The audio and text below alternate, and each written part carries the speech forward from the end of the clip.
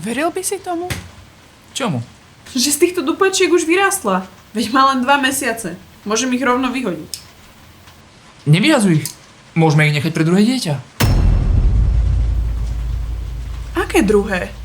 Máš pocit, že som továreň na deti? Nie, továreň nie. Skôr taká malá rodinná firma. Rodinná firma, kde ja robím 9 mesiacov a ty prídeš len na podpis. Super firma. Zlato, veď si mala epidurál. To nemohlo byť až tak hrozné. Vieš si vôbec predstaviť, aká je to bolesť porodiť? Neviem, ale viem, čo je to dostať do guly. Naozaj si práve prirovnal kopanec do gulí k pôrodu? Neviem, či zrovna prirovnal. Skôr by som povedal, že je to väčšia bolesť. Patrik, ja ťa milujem, ale ak ešte raz otvoríš ústa, tak ti ukážem, čo je väčšia bolesť. Ak smiem dodať... Nesmieš. Ak smiem dodať... Logicky. Ženy rodili a rodia a sú ochotné si to aj zopakovať. Niektoré aj 6-krát.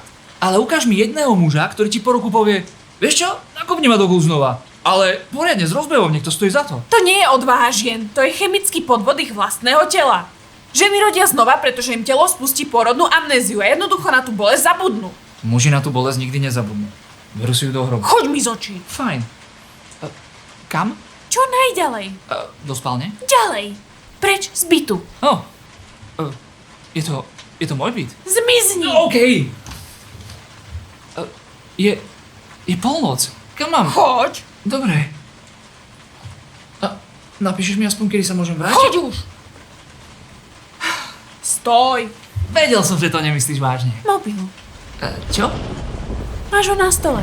Zober si ho. A dážnik. Prší. Si zlá. Väčšinou si zlá, ale teraz obzvlášť.